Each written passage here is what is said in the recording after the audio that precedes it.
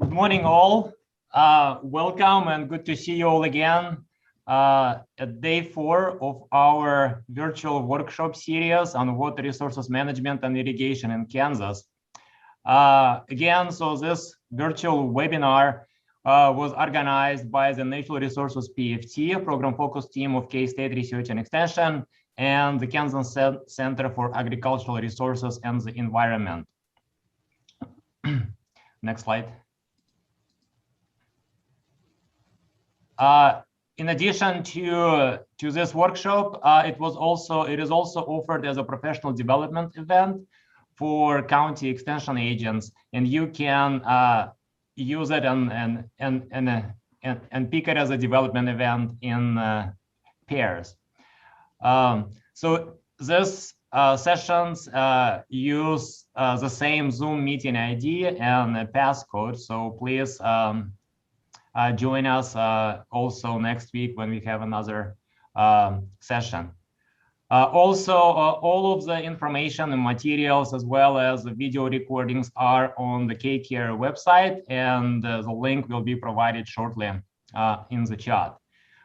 Please mute your phones, and if you have any questions, put them in the chat session, and we will answer them at the end of the presentations.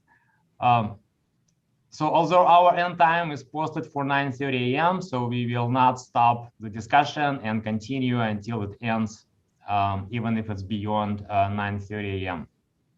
And at this time, I'll turn it over to Mr. Ron Graber, who is the moderator of this session.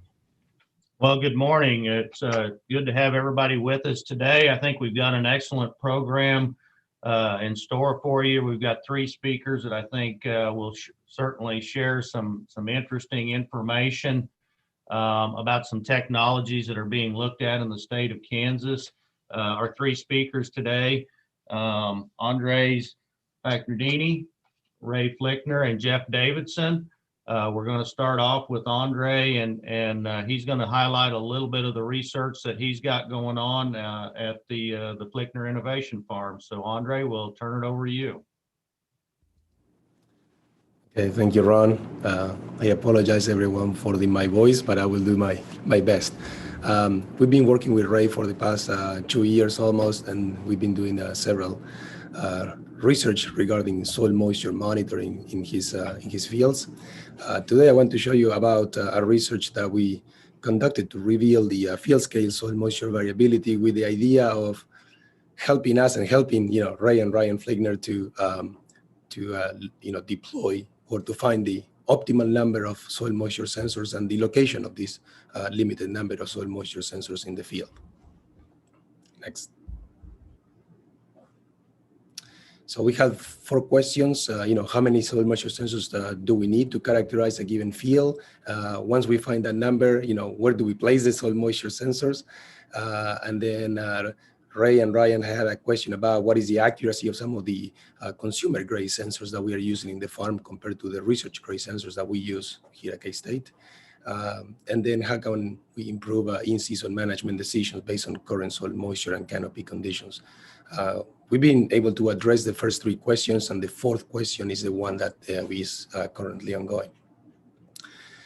So to address this issue of the location and number of soil moisture sensors, we have studies in 3 farms in central Kansas, and one of them is the Flickner Innovation Farm. That is the one that will be showing the results today. But we also have a location in Hutchinson and Gypsum.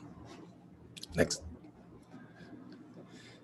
So rather than using proxy variables, the idea was to go to the field and actually measure the soil moisture. And because we wanted to do intensive soil surveys, we were unable to collect hundreds of samples at the in the root zone. So we had to limit our sampling to the top 5 or 6 inches. In this case, we use a 12 centimeter rod handheld sensor that maybe some of you are familiar. Is from Campbell Scientific.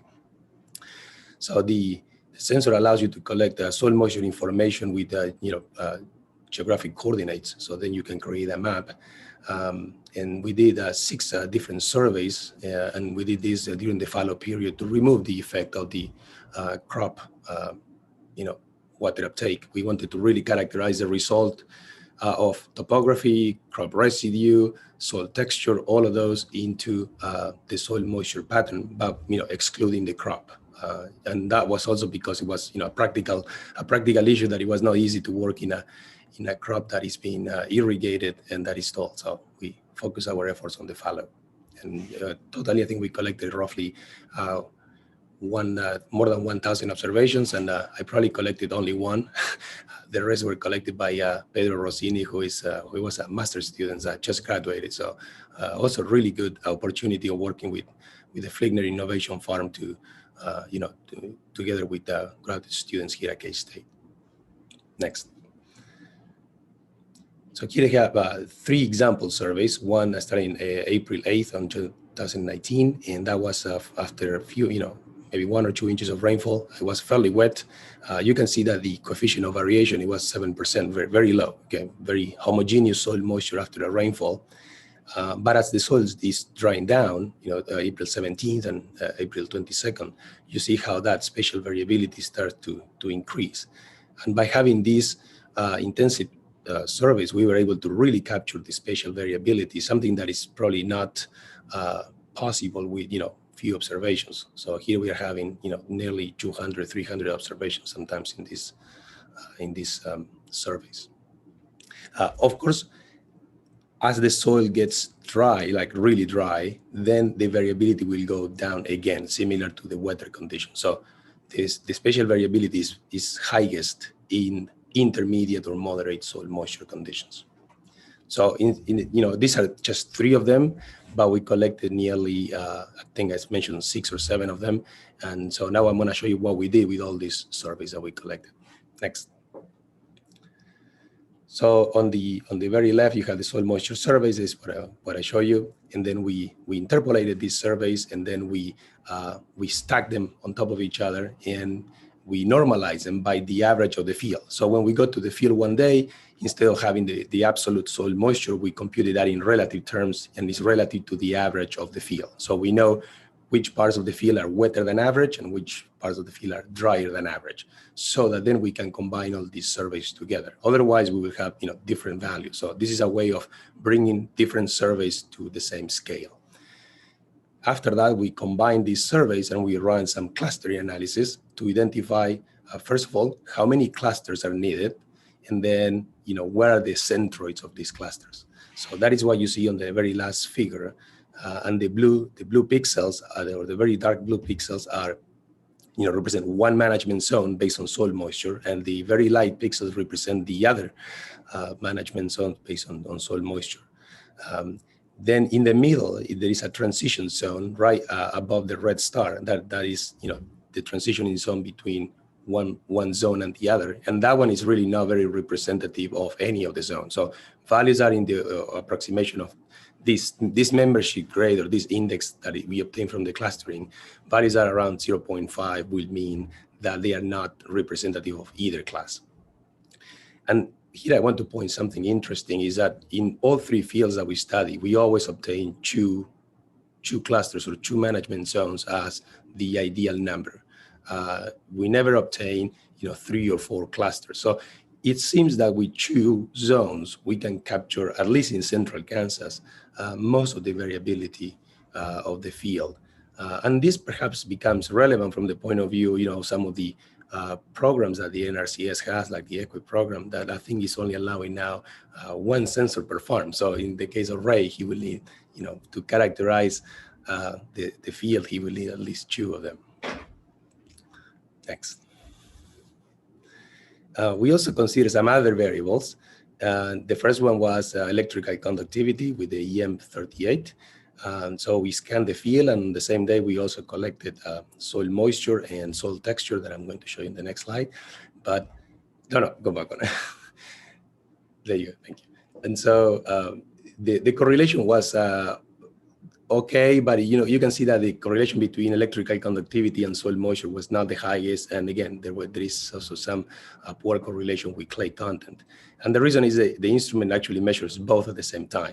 So, based on our research, it seems that one survey with these EM38s or dual M or whatever brand, but measuring the bulk electrical conductivity of the soil, one survey is not enough. What they are suggesting now is to do this time lapse of surveys. So once you pass that instrument 2, 3, 4 times, then you can start capturing the with a little more accuracy the different soil moisture spatial patterns. So for this reason, we did we had the information, but we did not include it in the analysis. Okay, next. So we also went to the field and we collected more than 100 samples to measure soil physical properties in the lab, mainly soil texture in the top 5 or 6 inches. And then we also measure some of the soil water retention curves to measure field capacity and permanent wilting point. So this was also something that we wanted to compare with some of the tabulated maps that we can find from the web soil survey, and some also to compare the soil moisture spatial patterns with the soil textural patterns. Next. As I said, we also computed the soil water retention curves, and then we took some samples for one of for the different zones, or the 2 zones, and then what you see here is basically showing that the blue on the management zones that is in blue, that is a wetter management zone that is dominated by fine texture soils, and that one has a higher saturation, has a higher field capacity, and it also has a higher permanent wilting point. And the region denoted by the white pixels, that one has a lower saturation and lower permanent wilting point, lower field capacity, but it also has a sharper decrease. So if you see that line, it decreases sharper. That means that it loses all the water pretty quickly. And that is actually characterized by sandy clay loam soils or sandy loam. It also has a little bit of fine gravel, that soil. So coarse texture soil compared to the fine texture soil that we have on the top. So in this particular field, the soil texture was very well aligned with the soil moisture spatial patterns. And if someone is interested in looking at the other fields, then feel free to contact me, because in the other fields, it was not the case, right? The topography and the texture did not follow as close as this one, the soil moisture spatial patterns. Okay, next. So here you can see the soil textural classes and soil series from the web soil survey compared to what we found. So there is some level of agreement, but we found 4 different soil textures, and you can see that there are some discrepancies with the web soil survey. And again, it was not developed to work at this scale. But if you don't have any other information, then it will provide an acceptable approximation to what the field is. But we can see that by actually going and taking samples, we can have a much better idea what is the distribution of the different soil textural classes, at least in the top horizon. So this is something to consider, something that I don't see as much, but I know that, for instance, our soil fertility lab includes soil texture as part of the analysis. So I think it might not be a bad idea not to collect 100 like we did here, but in few cases it might be useful to have maybe 10 or 12 samples to at least have some degree of better knowledge on what is the spatial variability of the soil texture in the field. Next. So once we define these 2 zones, we went and then we installed a profile of sensors. These are the research grade sensors, and we did this in the 2 zones. And then there was a company called AquaSpy that also installed 2 sensors nearby. And so the idea was to have a side-by-side comparison to analyze the, whether research grade sensors and consumer grade sensors were aligned in terms of the soil moisture dynamics during the growing season. Okay, next. So here are the results of the study during the summer. So we had the fine texture soil, which is the management zone that was characterized by the blue dots, and the coarse texture soil, which was characterized, the one by the white pixels, the one to the south. And so the 2 lines are very close, the AquaSpy and the CS655, which is the research grade sensor. But there is one caveat here, and that is that the dynamics are in relative soil moisture, and that is because the AquaSpy does not measure absolute soil moisture. So if you need to irrigate based on the amount of inches of water that you have in the soil, then maybe this is not the sensor for you. Now, if you irrigate, someone irrigates based on relative, values of soil moisture content, basically using trends rather than the absolute values, then this sensor will provide adequate estimation of the soil moisture. In fact, it will be adequate in the fine texture soil, where you can see that there, the correlation is about 0.53, so it's not that high. But in the coarse texture soil, it actually worked remarkably well. So, and that's probably, I don't know, usually some of these sensors, both the research grade and the consumer grade, they are sometimes sensitive to clay content, electrical conductivity, and factory default calibrations. So, but in general terms, the AquaSpy ended up working quite well on the coarse texture soil, and overall captured the main dynamic in the fine texture soil. Okay, next. We're also looking at the using remote sensing images. This is NDVI from Sentinel-2, and we look at different images during the growing seasons to see if we could identify these management zones or field zones based on soil moisture spatial patterns using NDVI. And as you can see, there is no much clear trend from the images. I know that some people are using NDVI images to guide the deployment of soil moisture sensors, and we have the ground truth, and then when we compare to the NDVI sensors, we didn't find any clear trend here. Of course, I'm just showing the images, I'm not showing any analysis, but hopefully you can see that you don't see the same patterns as we observe with the soil moisture spatial variability. And this is because there is irrigation ongoing, maybe the crop is not expressing the same conditions that were in the field. So it could be used, but things get complicated, and what we want to show is that depending on the variable that we choose, we can end up with completely different results. So of course we work with soil moisture all the time, so we try to favor that measurement, but it's not easy because, as you can see, the only easy measurement is that electrical conductivity, and it wasn't that highly correlated with a single survey. So it's not an easy variable to measure. Okay, next.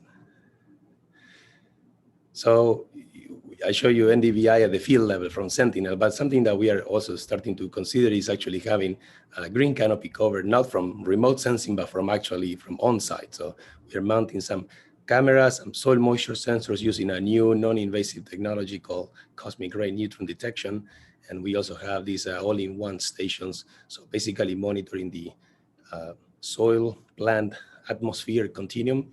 And so the idea is to gain more knowledge about what are the in-season conditions, so that we can tell Ray and Ryan what is best to do. I'm not sure we are going to get to that point, but things are usually really complex when we start looking at or working with a ton of instruments in prototyping mode.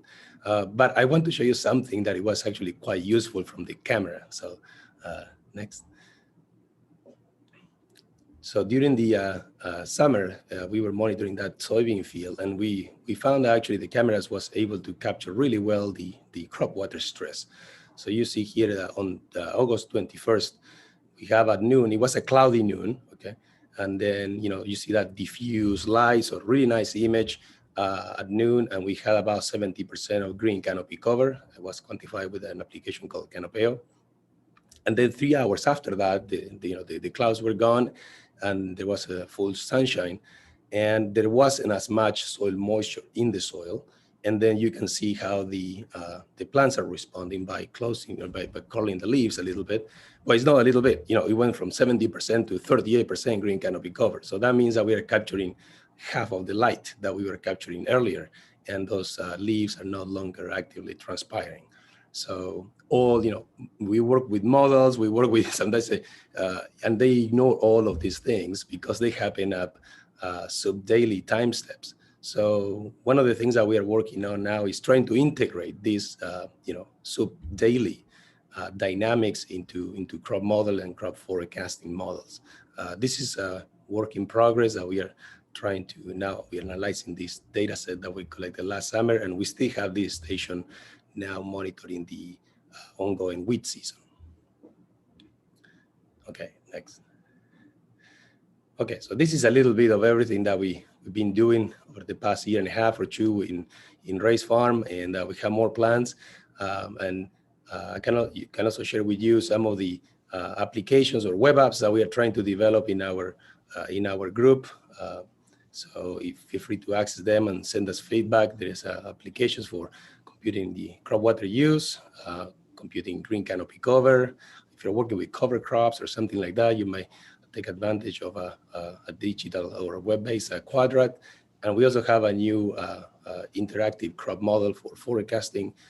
This is more technical, perhaps, for those people that that want to deal with climate and weather data, but it's a new take on crop modeling on the browser. And but if you have any questions about this presentation or any of the apps, please feel free to contact me. My email is right there. And I also want to thank particularly the Kansas Corn Commissions, the USDA, the NRCS, and KCARE for supporting our research and our grad students. Thanks, everyone. Okay. Thank you, Andres. Very interesting information. We typically wait till the end to do questions. Andres is one of our newer faculty members at K-State, and he's got to go teach class here in a little bit. So we will, if there are a couple of questions, we'll go ahead and take those at this time. You can either type those into the chat, and then we'll get those. Let Andres answer.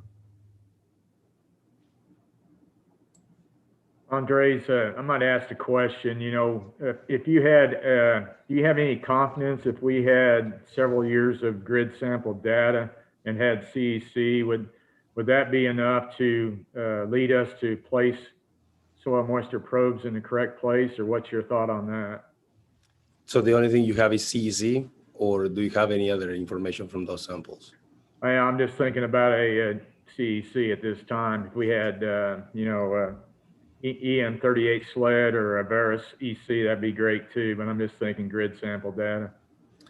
Yeah, if you have a grid sample, but it's relative to something that will, influence the soil moisture content, it might be useful. CEC might not be the predominant factor. Usually topography, soil texture, and maybe crop residue are the most dominant, outside of the growing season.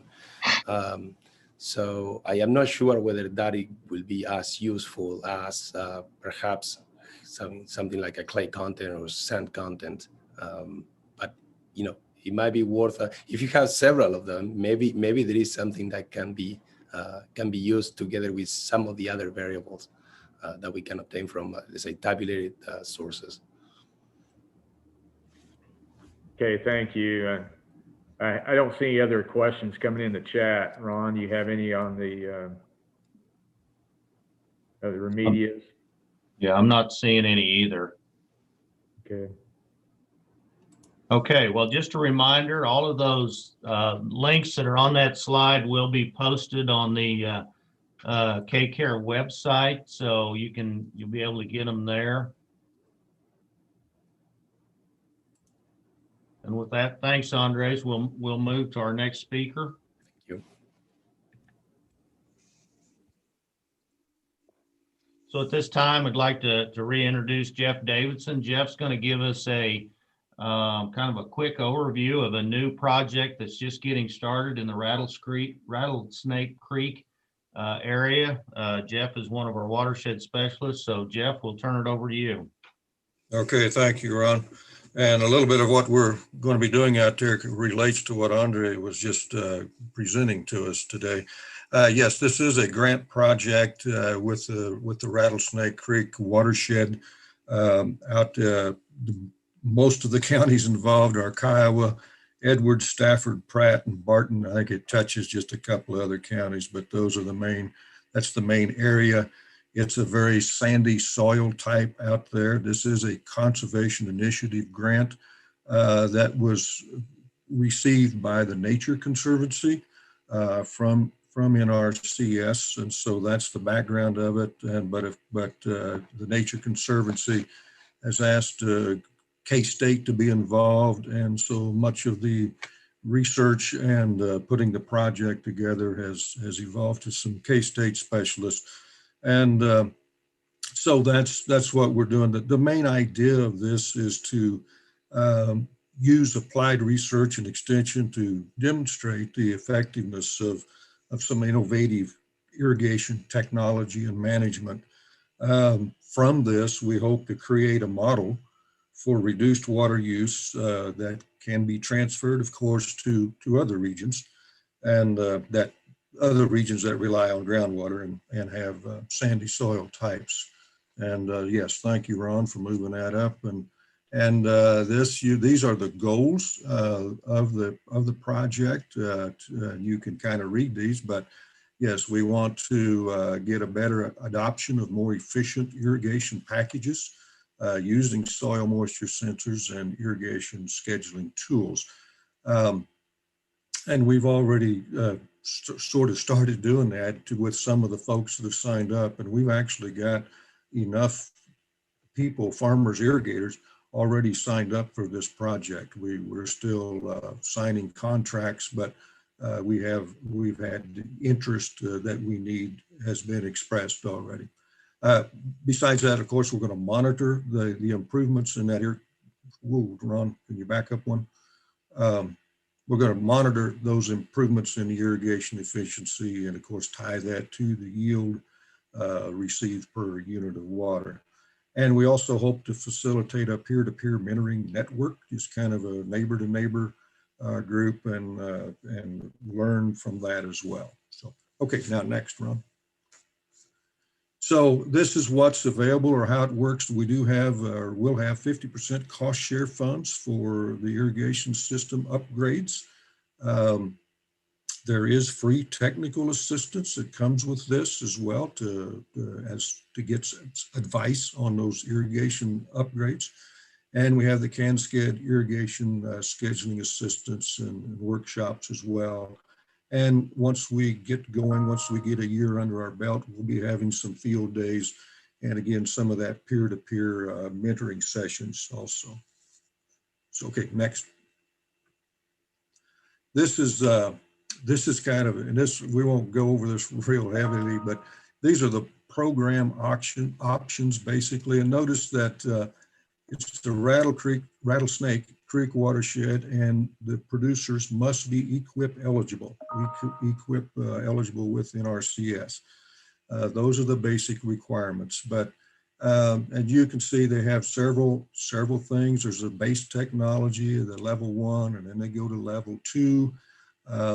You see the soil moisture sensors involved there. You've heard AquaSpy mentioned already by Andre, and so there's some various options available to them to get into this. Might mention just another goal or effectiveness of this. We hope to improve the understanding of irrigation efficiency practices, and that's what this is about. Again, concentrating on the sandy soils.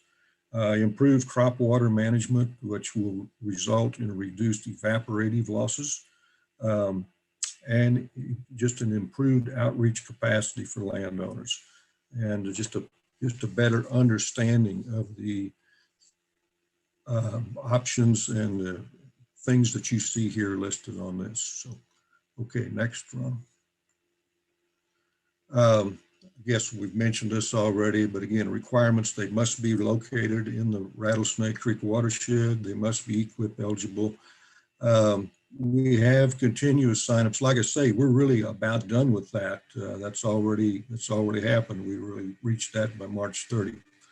And of course, we will obtain, by monitoring, we'll obtain the data on the applied water, the crop type, and the yields. Next. And I guess we're done here. Again, you see the contact information here that's we've put out. Nature Conservancy, Heidi Mell is really the lead on this project. And so you see her contact there with the Nature Conservancy. Orrin Farrell there with Big Bend Groundwater Management, I believe that's number 5. Pat Jansen with WaterPack. And you see myself down there at K-State. So we're all involved in this, and so a good group of folks to be working with. I can tell you that much.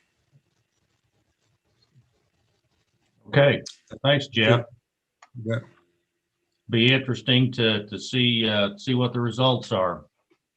Yes, they will. I'm kind of excited about this. Really, I've been watching one of the engineers just kind of go through the basics with some of the pumps and so forth, and what seems like simple improvements has made some major improvements, I think, in the efficiency already. So, Okay, again, if there's any questions, type those into the chat. We'll come back to those at the end, at the conclusion of the next presentation.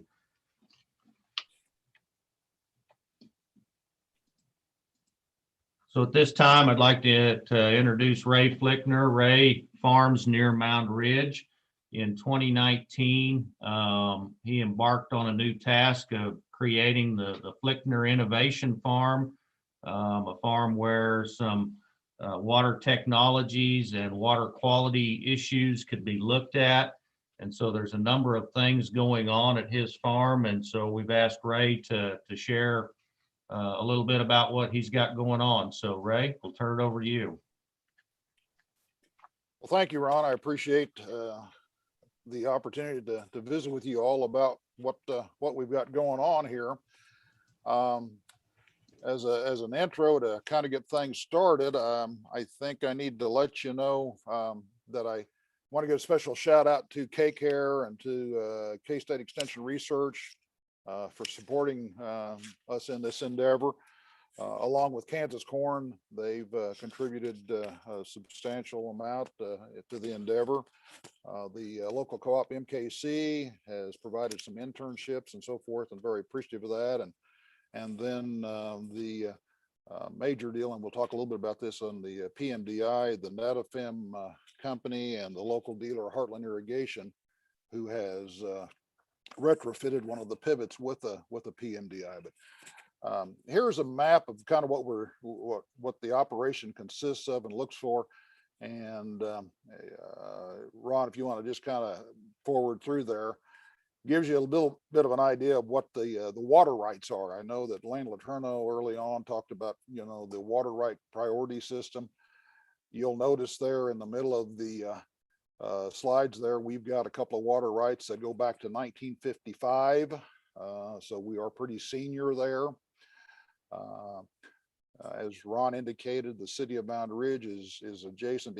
If you look on the right-hand side there and you look at the graph where 1986 and you carry that straight north to the yellow line there, that's where the city of Moundridge is. So we're basically about 3.5 miles from the city. They do have their principal water supply source there. I surround that. And actually we're senior to their water right, except for one that's a vested right. Now, the graph there, the hydrograph, gives you an indication of what we're looking at in terms of the water level since the 1970. As you can see, we continue to see a deterioration in the level of water, from 1982 to 2010.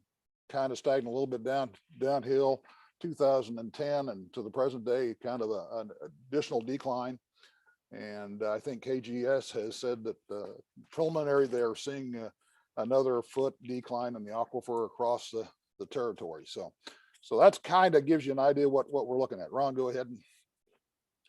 Again, similar map here, but gives you a little bit of an idea of what we got. So Ron, if you want to animate that.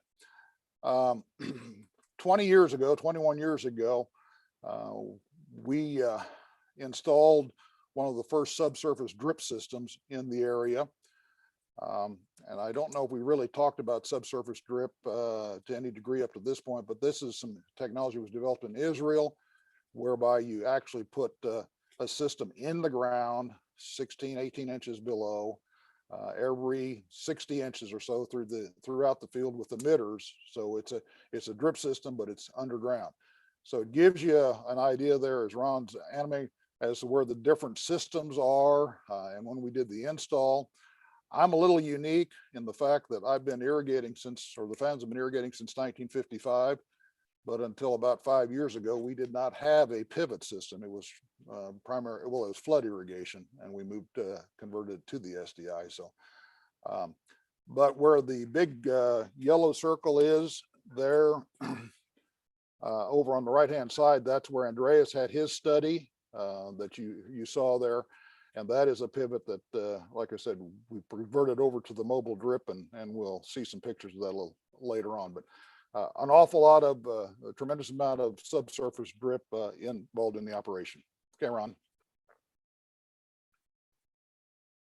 Give you a little bit of an idea what we're dealing with, and up in the upper right-hand corner of that is the area, the topography of what Andreas was dealing with in terms of the study.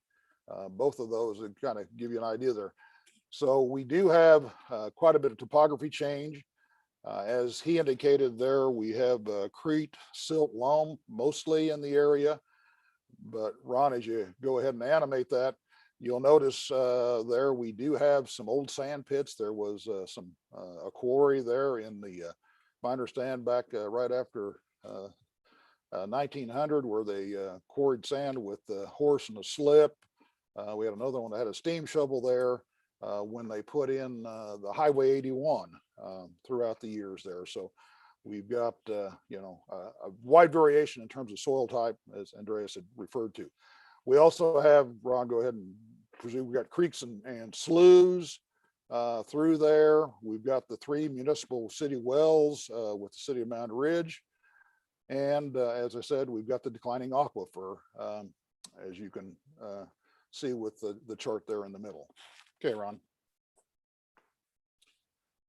Also, one of the things we identified early on, and we've been taking some water samples. This is a busy chart, but the short story on that one is we're looking and we're concerned about some of the nitrate levels that are in the area. We pulled samples from all the different well locations last year during the pumping season at multiple times, and that's what's in that spreadsheet that you can see. But you'll notice in the middle of there, we've got some pink there where we've got 28, 19, and 20 parts per million of nitrate. That is a pretty high level. And then we've got some wells a quarter mile away that are like 5 or 6 parts per million. So we're looking at maybe trying to do somewhat of a study to determine that. The chart on the right side gives you an idea of what the city of Moundridge's nitrate levels, and they're fighting a high nitrate issue there. We have entered into an agreement in concept. They want to re-drill the wells that are some 60, 70 years old. And we did some test drilling. One of the locations, which actually was right in the middle of the 3 locations that they drilled, they are not interested because of the nitrate level, but the 2 external outside wells came in very low. So we've got a wide variation in terms of nitrates in the groundwater, all within a very short period distance, you know, quarter, half mile type of situation. So one of the things we're going to probably, what we will be doing, will be trying to analyze that to further extent. So, okay, Ron. Andreas had also, and he failed to mention this, but he's doing, and you notice there, you saw the picture there in the lower left-hand corner of the beans there in August. He also did an application of a product over the surface last spring that we were trying to evaluate what impact it had in terms of the evapotranspiration and evaporation from the soil. Just something kind of unique. Haven't really got anything specific details. I think possibly we'll do that on a bigger scale. It was just kind of a little strip with out in the middle of the field there, but one of the things we were looking at. Ron? In addition to that, one of the things that we've got going is on a farm off to the west there is collection of surface water samples. And this is a picture of what we've got there in terms of the collection. We've had very limited runoff events, though. In the last 2 weeks, we finally did get a sample collected on one set. that we are in the process of doing analysis, but we're looking at here, and they're paired watersheds side by side, and there's two of them. Looking at the water quality, the nutrient load, the herbicide, the atrazine, and all those things. This particular farm is located in part of the Turkey Creek watershed, which is of concern with the city of Wichita as it relates to feeding the Little Ark River and their recharge project. So a lot of interest in terms of what we're doing there.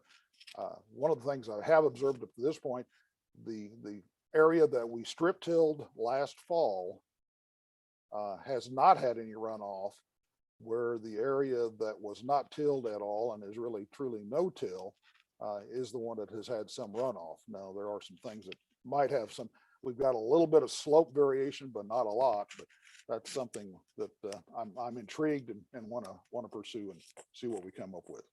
Okay, Ron.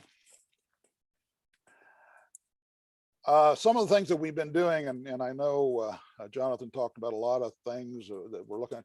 One of the things that I've done for some time is doing the tissue sampling in season, and we know that stress in the plant can have a major bearing with that.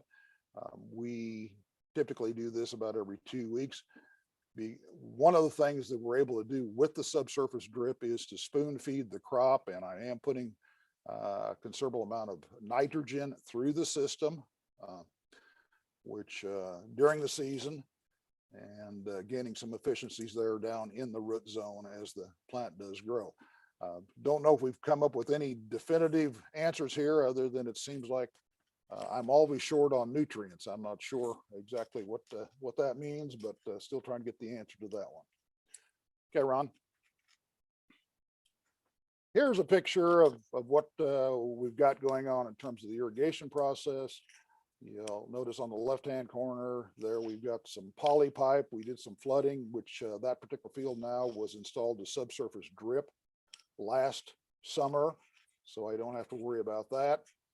The middle left picture is a picture of the PMDI, the mobile drip on the pivot.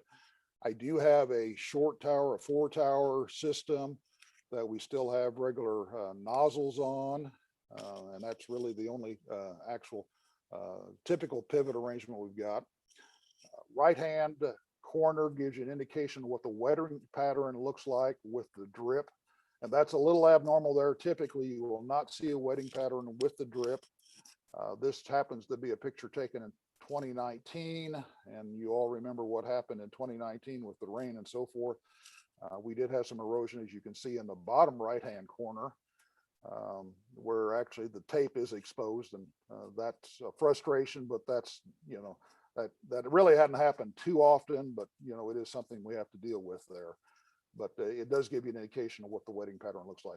And then the lower left is truly a flood irrigation field. It's a bottom piece I've got there, and that's actually the creek that is watering the corn. So, okay, Ron. Again, here's a picture of the mobile drip, and I apologize, we did have a typo there. We have a windshield wiping pivot system, not a whipping system. But actually, Ron, I think if you hit the deal, it will actually animate and give you an indication. Okay.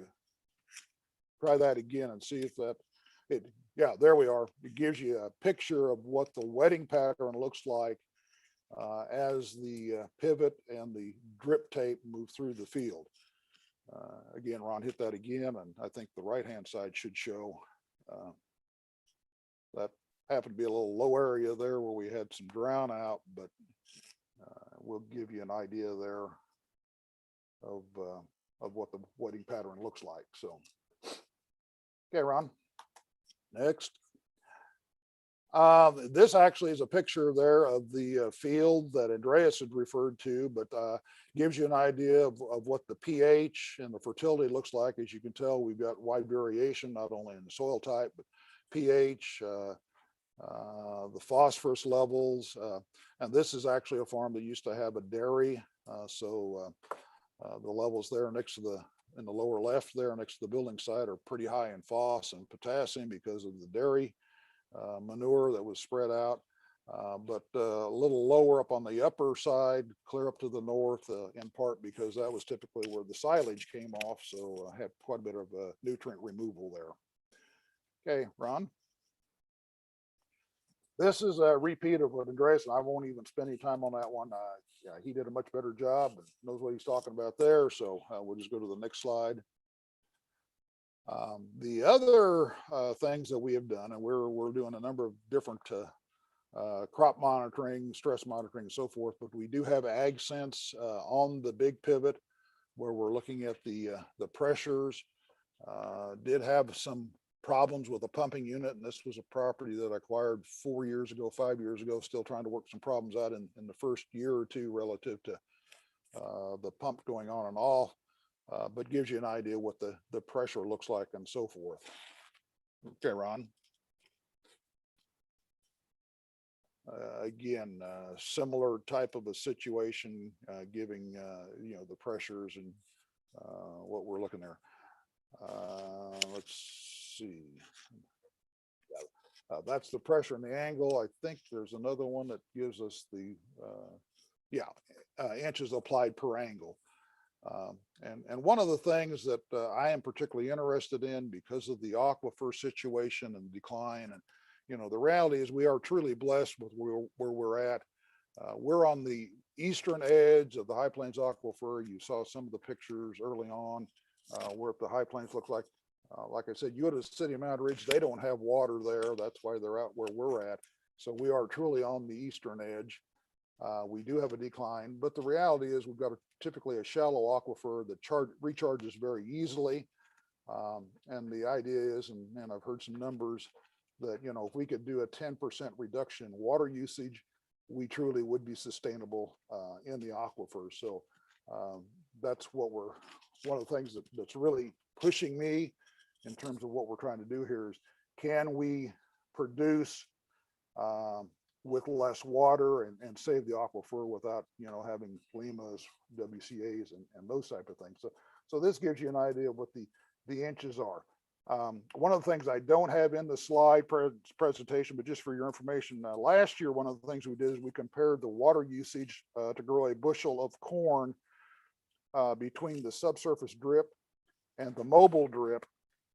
And what I found out is we actually, on our subsurface drip field, applied 5.7 inches per acre on that field, which grew about 215, a little better bushels of corn, or about 0.026 inches of moisture per bushel, where the PMDI, we used 8 inches for about 180 bushel corn.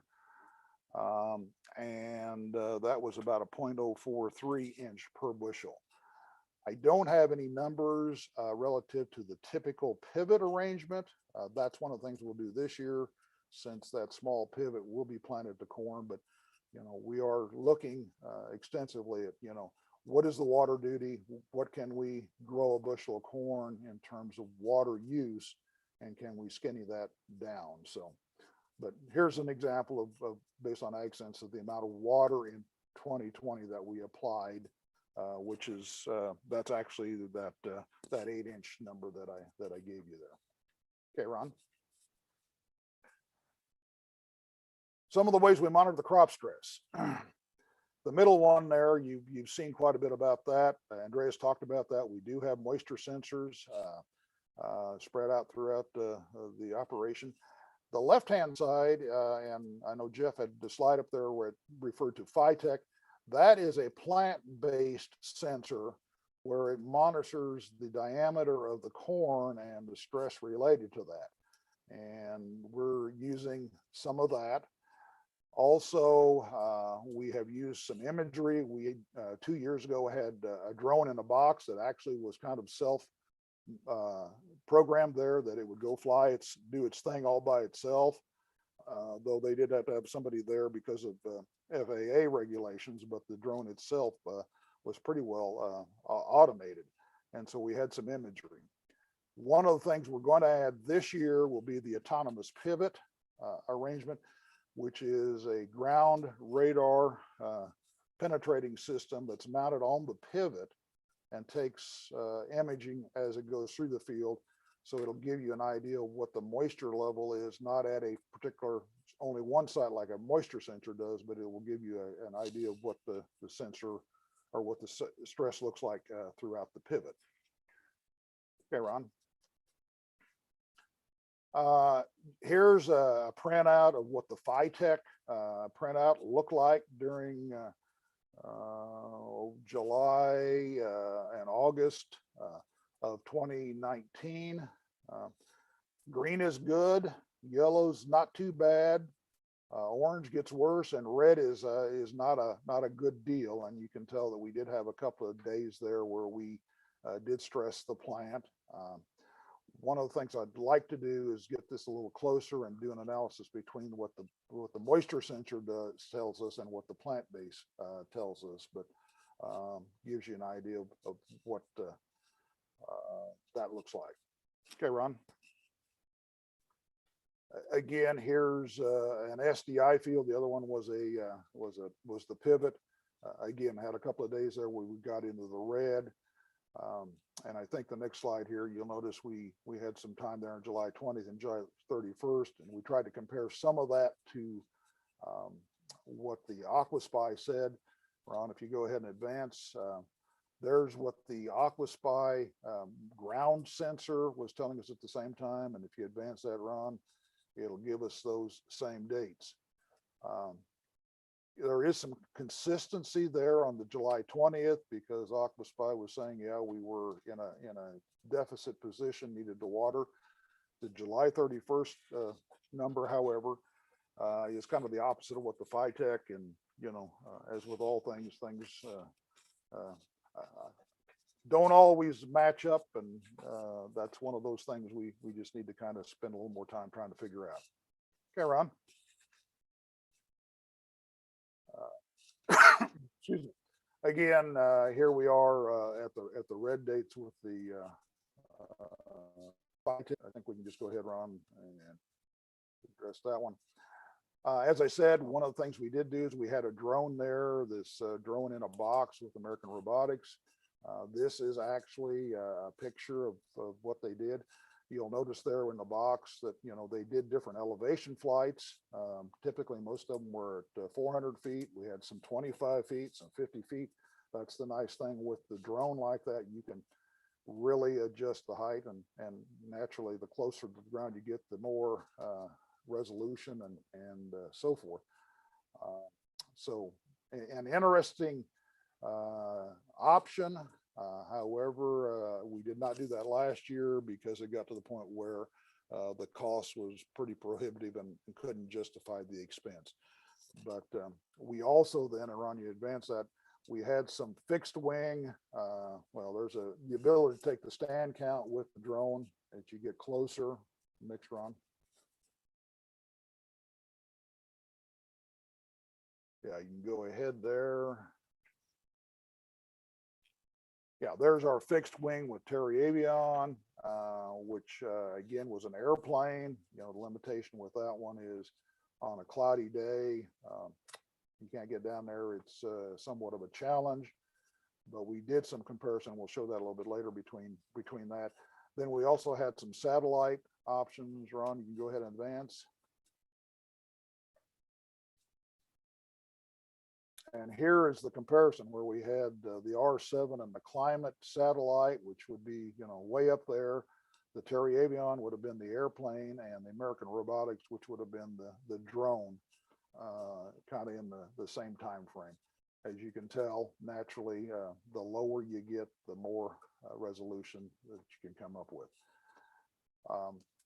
Using that with the plant sensors, the moisture sensors, and then we also have a crop scout that's scouting the fields on a regular basis. And I think they use quite a bit of the imagery to kind of identify potential areas that they think they need to go to in that whole process. Ron, I think that's about it. So final comment, I would say, let you all know, we are planning on a field day at the Innovation Farm there west of Moundridge on August 31st. realizing that in the COVID world, who knows, but thinking that we may be over the hump by then, and the plan is to do a field day. The other thing we will be looking at, and I don't have in the slide deck here, but we are doing quite a bit of work with cover crops. And we did some interseeder work in crop and did some drilling, and we'll be doing some studies relative to the cover crop. I am particularly interested in the cover crop from a twofold standpoint. One is, what does it do for the soil health? Anytime I can increase the organic matter, increase the biological function of the soil, I think we're making a progress. The other thing is, particularly as it relates to the soybean cover crop and weed suppression, is of particular interest. I seem to be doing somewhat okay with weed control of corn, but as you all know, pig weeds and soybeans is continue to be a major problem. And then you get into the dicamba drift issue, and I did have a enlist last year. I did have a dicamba plot as well, and I had about a 20 bushel cut in production from my enlist beans versus what my dicamba beans did, because we had drift from within the area. So that's one of the things that I think quite extensively here this coming year is the cover crop side. So with that, Ron, I'll turn it back to you. Okay, thanks, Ray. Great overview of some of the projects that are going on your farm. I'd like to introduce Rick Schlender. Rick is an agronomist in this part of the state and does quite a bit of work with the Flickner Innovation Farm. And so if you've got any questions, be sure and type those into the chat, and Rick's going to kind of lead that follow-up discussion. Thank you, Ron. Any questions, be sure to put them in the chat, or if you're on YouTube, I think Ron's monitoring that, or Melissa is, so you can send in your questions there too. Ray's always a joy to work with, and as he said, we do have challenges there on the farm, and trying to address those things, and appreciates K-State's work out there too. That's helped us to maybe quantify what we're doing is maybe the right direction. So be sure to bring forth some questions. I think Jeff is still on. I thought maybe he had made a comment that he's had some good response with the program out there, the Rattlesnake area, and he said something about it was already all the people that qualified had gotten in all their reports by March 30th. Is there opportunities beyond this, Jeff, or where you lie on that? I guess I'll say I'm not just really sure. I guess I would encourage someone. We've probably got room for another couple or three. Would be, and like I say, the contracts are not all signed yet. We think we have enough, but we're not. You know what I'm saying? The dotted lines aren't signed yet, I guess. So yeah, if somebody wants to contact me, that's fine. We'll move forward with it. Yeah. Very good. Thanks, Jeff. Some of the things, and I'll just see if we can get any questions. We'll talk a little bit. Maybe I'll make some statements on what we've seen on Ray with the subsurface drip and the PDMI. And to me, I think we're seeing somewhere around 25% reduction in water use. Ray alluded to that a little bit with his study this past year on the subsurface drip with the 80 of corn he had. I think the PMEI would probably reducing anywhere between 10 and 15% that way. I think we do have some other nozzle packages in the area that are approaching that. So I think there's some things can be done. I think Jeff's working on some of that stuff out there to improve water use. I see. Rick, there's a question came in. How can the work on the Flickner Innovation Farm help inform other producers who might want to start some of these technologies? And then as a follow-up, what's a good starting place? Ray, I'll put that in your lap. Well, again, I think the challenge we have in the industry is, how do you convince other people to do something different? We are creatures of habit. We typically do what we've done because we've done it that way for quite some time. And I think that's the challenge that we all have is, how do you do that? My position is I'm trying to just take the farm, use it as a demonstration place, do some things that are different that maybe haven't been thought out, of. And part of that, I think, comes, I spent 35 years in the agricultural lending business all across the United States. From California to, well, I don't think I ever made it to Maine, but I made it to New York State. And so I saw a lot of different situations, different ways of doing things. And I think that's maybe part of what drives my desire. So I think, what I'm trying to do is demonstrate it. And then hopefully, some folks can come by, can, take bits and pieces and maybe incorporate that. The other thing that I think is key to this, and that's why I appreciate K-State's involvement. I think all too often we have different folks that come out and want to do something, but maybe not, don't have the support, don't have the proof that what they're proposing will actually do what it's supposed to do. And so I'm pretty adamant that, I want to make sure that what I'm doing actually is leading where we want to go, and that we truly know what the facts are. So that's what I do appreciate from the, and it's not necessarily truly research. I think it's more of a information gathering to support that position. So that's one of the reasons why we've had the field day. We had one 2 years ago. In addition to that, we had a good grower meeting in January of 2020. Just before the COVID deal took off, where we sat down, spent all day and sat down, talked about the data that we generated and what it was telling us. And I think that's, to me, is quite frankly, probably the better part of the option. It's great to go out and see how things are working in the field, but show me the numbers and what actually is happening there. And we had a real good turnout and good group there, and we'll do that again. But that's what we're doing, is trying to just make people aware and come and gather ideas and hopefully they take them home and use them. Thank you, Ray. Any other questions you guys have come up, Ron? I don't see any others at this time. One caveat I think maybe we ought to add to, and Ray didn't talk about that, is the cost of pumping water. Anytime you can reduce that, that's money in your pocket too. So, that's one thing that we don't always think about when we talk about water reduction or water management. So, one thought, see if we can stimulate interest there on some questions. I would remind folks the poll is open. If you haven't voted, go ahead and check that, please. Okay, appreciate the presenters today, and I think when Ray was putting up his presentation of the polymer that Andres put up, he put the information up on the chat there too, so you could all see what was going on there. Thank you, Andres, Jeff, and Ray for your presentations. You did a great job. Yes, thanks to all three.